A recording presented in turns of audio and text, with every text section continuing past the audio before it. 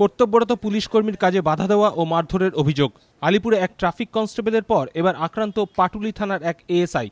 গ্রেফতার এক বাইক আরোহী। অভিযোগ অস্বীকার ধৃতের।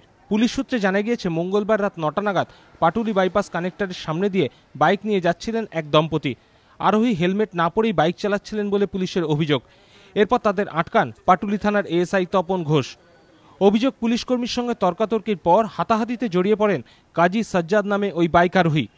সরকারি কাজে বাধা দেওয়ার অভিযোগে পুলিশ তাকে গ্রেফতার করে। একটা হেলমেট ছিল না, স্ত্রী পড়েছিল, সেটা ওর কাছে কোনো হেলমেট ছিল না। এবারে আমি ওকে বলছি ড্রাইভিং লাইসেন্সটা দেন, আপনার যেহেতু হেলমেট পরেননি আপনি, সেটা একটা কেস হবে।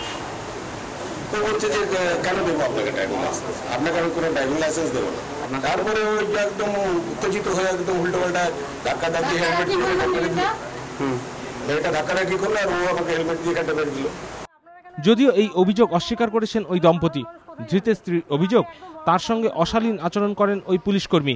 তারই প্রতিবাদ করতে গেলে পুলিশ তার স্বামীকে গ্রেফতার করে। একটা পুলিশকে সাধারণ মানুষ মারতে পারে না কখনো, বিশেষ করে আমি তো নয়, আমি একটা পড়াশোনা জানা শিক্ষিত মেয়ে, আমার হাজবেন্ডও মারেনি, উল্টে ওরা আমাদের মারতে নিয়ে এসছে। বুধবার ধৃতকে আলিপুর আদালতে তোলা হবে। পার্থপ্রতিম ঘোষ, এবিপি আনন্দ, কলকাতা।